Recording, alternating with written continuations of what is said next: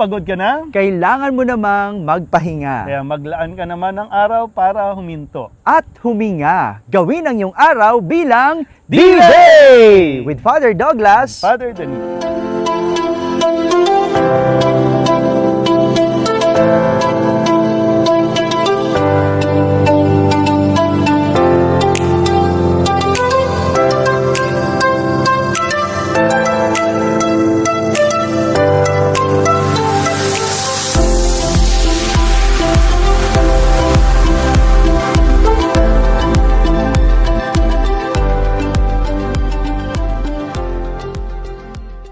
Oh, Father, Mm. mula Pampanga, Lubao, tayo naman ay nandito. Bumiyahe naman tayo dito sa Pelilla, Rizal, Oh. kung saan nakikita ninyo ang mga windmill na tinayo dito para, sabi nila, para mag-support nga sa electric o kuryente dito sa lugar ng Pelilla. Yang Rizal, oo, napakatahimik dito, no? At talaga, no, mahangin, no? Kaya Mahangin, naging ano siya, relaxing din. Yes, windmill farm, kumbaga. Yan. Although medyo ano tayo ngayon, naghihintay tayong tumila ang ulan, pero talaga namang maulan yata dito sa areang ito ng Pelilla. Mhm. Kasi kailangan talaga ng hangin para umikot tong windmill na ito. Oo. Yan, kaya naisipan natin na dito muna tumambay, mag-relax-relax ng konti sa dami ng nangyari. Yeah, Diba? isang buwan na naman ang Oo. nakalipas, no? At naalala mo, no, nung kailan ba ito? Nung linggo din, anong petsa yun? Nung pumunta tayo ng rally? Linggo. September 21. Yes, September 21. September 21. Yes. Talagang gulo-gulo ng lipunan natin ngayon. Ang daming hearing, ang daming away-away. Kaya talagang kailangan natin tong lumayo muna. Kikita nyo naman yung nature. Sana din ma-preserve nila yung nature dito sa Pelilla. No? Naakalain mo ba naman, tingnan mo, siguro kung yung pinaglalabang budget, pinaglalaban ng mga pagnanakaw, nailagay sa maayos, no? Hindi lang ito yung mayroon tayo, Oo. marami pa tayo, no? Ito, pag nakita mo yung lugar dito, mayaman talaga ang Pilipinas sa natural resources, no? Dahil tropical country tayo, talagang tignan mo naman, kung ito lang, meron ding ganito ang ibang bansa, siguro mas progresibo sila. At kung tayo, yung mga pondo na meron ng ibang bansa, nagagamit din ng maayos, progresibo rin ang ating bansa. Yan. Tsaka, di ba, namumroblema tayo sa pagbabayad ng kuryente, no? Pataas ng pataas. Yung mga ganito sana, sinusuportahan ng gobyerno. Hindi ayahay ang buhay ng mga Pilipino. Oo, no? Kaya nga, talaga, no, importante na yung pamamahala ay ginagawa ng tapat at may kabutihan sa puso.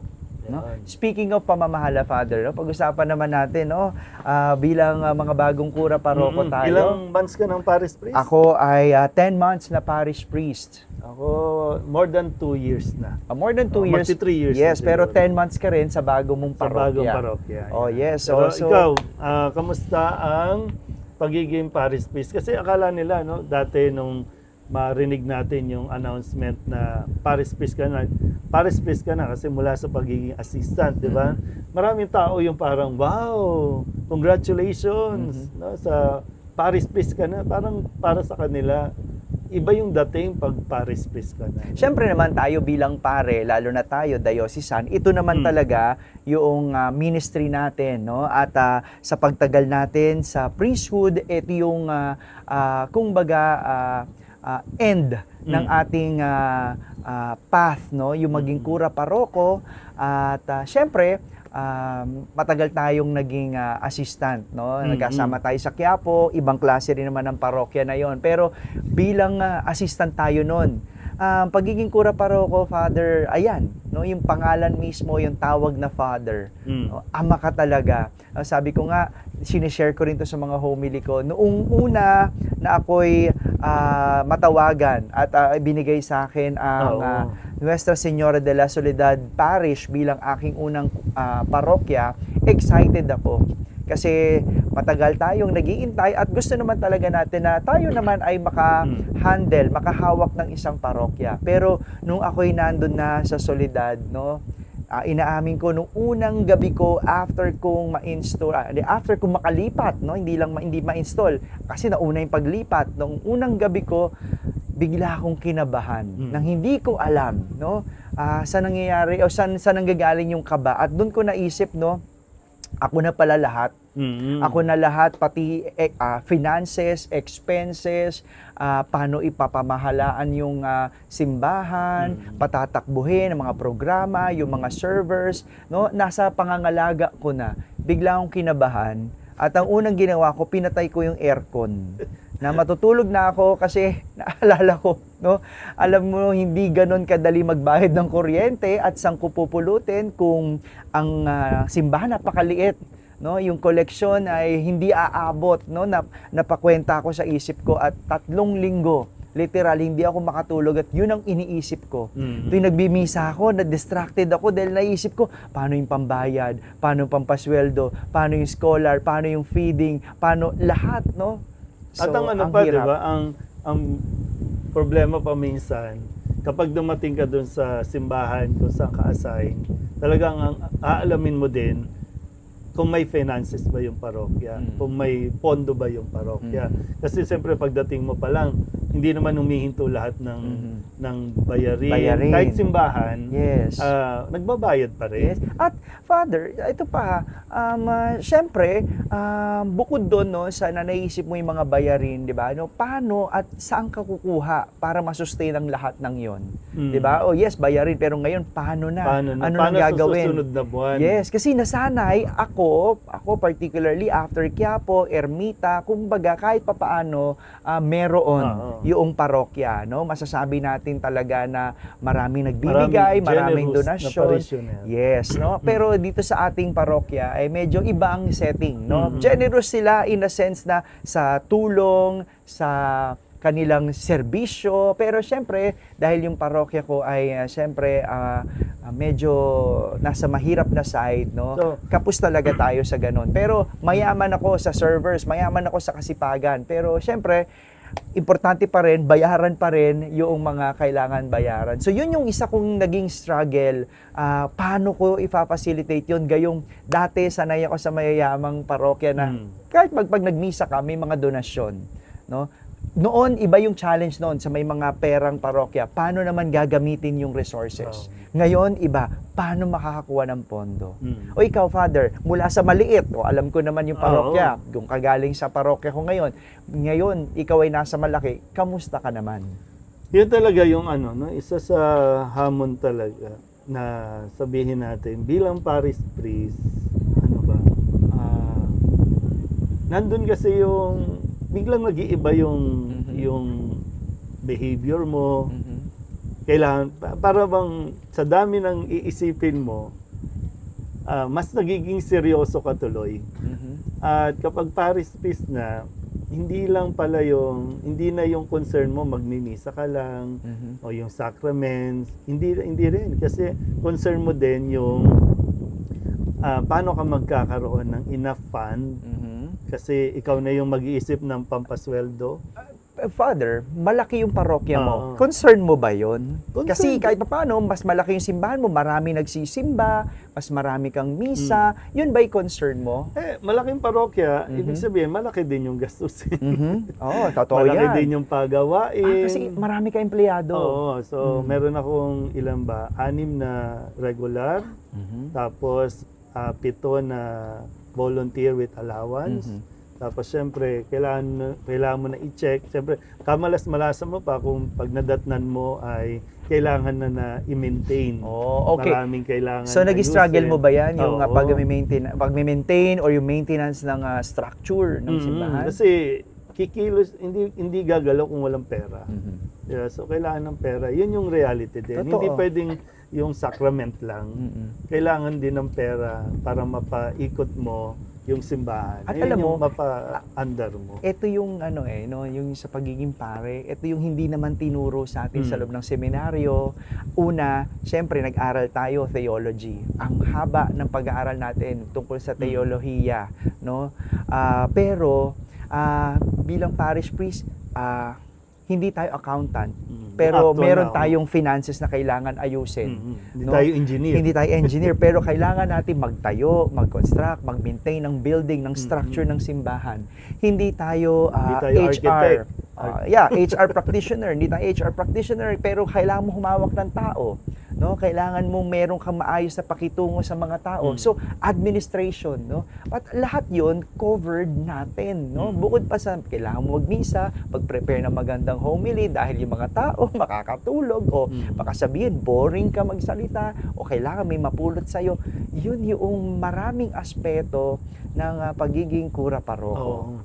Tsaka yung, di ba, minsan akala nila yung ibang mga ministries, organizations, minsan nagde-demand sila ng oras mo.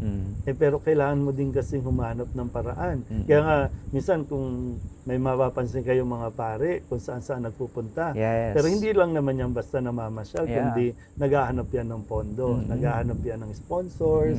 Minsan kailangan mong lumapit kay ganito, kailangan mong magpakyut kay ganito. Ako nga, pumupunta pa ng ibang bansa para lang, makaipon. kasama yon, no? Kasama rin yun. Naintindihan ko na yung iba, hanapin tayo, pero ito, paraan lang natin para maipaliwanag din, no? At mapapakita rin na ano ba yung gampanin natin. Ako, kung iikot lang ako sa parokya ko, syempre, hindi ako makakakuha ng mga ganoon, no? Lalo ngayon, may plano kaming to construct ng aming bagong parokya. Hindi ko yun mahanap kung doon lang sa parokya ko dahil alam mo yung tsura ng parokya, alam mo yung setting. Pero ako'y talagang nabiyayaan lang tayo, ang simbahan, na merong mabuting puso na isang pamilya na tutulong at magbibigay ng kanilang resources para mapatayo ang simbahan. At ako'y nagpapasalamat doon, kaya tinutumbasan naman yon dapat ng trabaho, tinutumbasan nyo ng sipag at tiyaga pa sa maraming aspeto. Kaya sana, no, sa inyo, kung sino man yung mga parish priest ninyo, try nyo din na unawain. Minsan kung bakit wala sila sa inyo, sa meeting ninyo, sa mga invitation ninyo. Siyempre, pero isa ka lang, pero ilang libo yung tao na nangangailangan sa iyo. Kaya talaga, no, mahirap ang buhay ng pare at siyempre, kaunti tayo. Kaunti ang mga nagpapare. Kaya minsan, kala nyo, isabero na, kala nyo, masyadong seryoso. Kasi talagang hindi biro maging parish priest. So, kung di ka na umiimik, naisip mo, bayarin. Naisip mo lang bayarin. Naisip kasi yun eh. Kumbaga, iniisip din pagkain, yan. Ito lang yung mga practical reality, no? Of course, no, hindi naman sasabihin nila, lahat ba kailangan bayarin? Aspeto lang po ito. Pero ito yung syempre, literal at saka na nahahawakan at kailangan natin pa rin, syempre, i-sustain, no? Syempre, iisip ka din ng formation.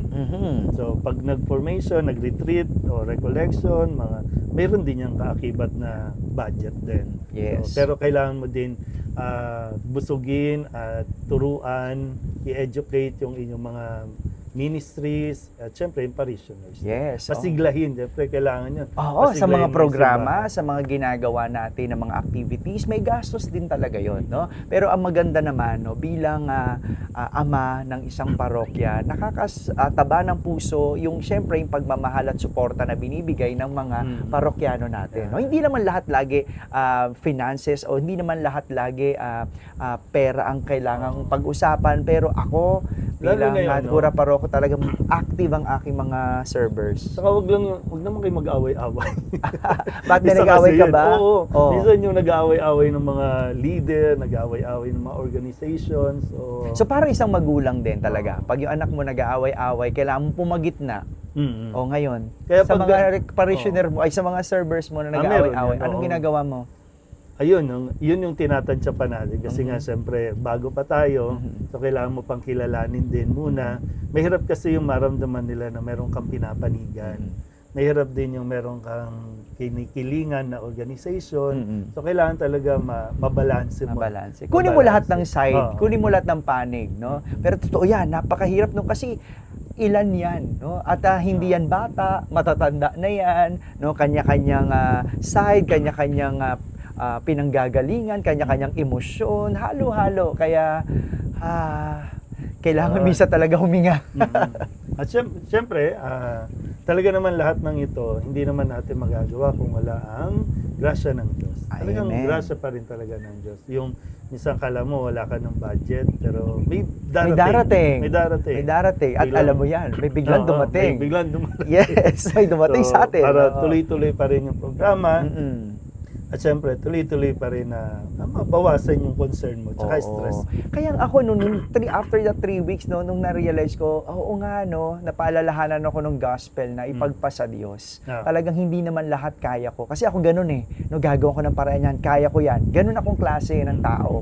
Pero nakalimutan ko na merong grasya ang Diyos. At nang dahil doon, nakatulog na ako. Hindi ko na inisip, ba't ba ako magpapakaisip ng ganun? Ba't ba ako magpapabother, magpapadistract sa mga ganun?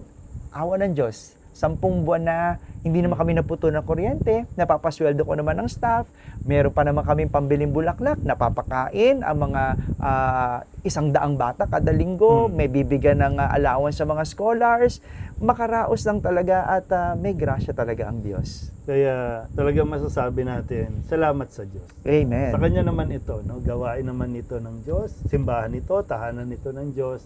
Kailangan lang talaga natin na bilang katiwala na gampanan kung ano yung ipinagkatiwala sa atin. Yes. O kaya, Father, maganda na ito yung paraan natin makahinga man lang, Yun. Makahinga man lang dahil alam ko ang daming nangyayari. Siyempre, hindi lang naman parokya ang ating pinagtutuunan ng pansin, sarili nating pamilya, meron din tayong responsibilidad at obligasyon sa lipunan, lahat 'yan kailangan ihinga natin, Kaya ang sarap dito sa lugar na ito yung Pililya, dahil napakatahimik, napakalamig at syempre kung makirinig mo, tinan mo yung tunog, kulisap lang talagang raw nature. Yan. Kaya pag may time kayo, labas kayo. Yan. Magpahinga muna. Yun. Lumanghap kayo ng sariwang hangin. Yun ang importante, ang huminga't magpahinga.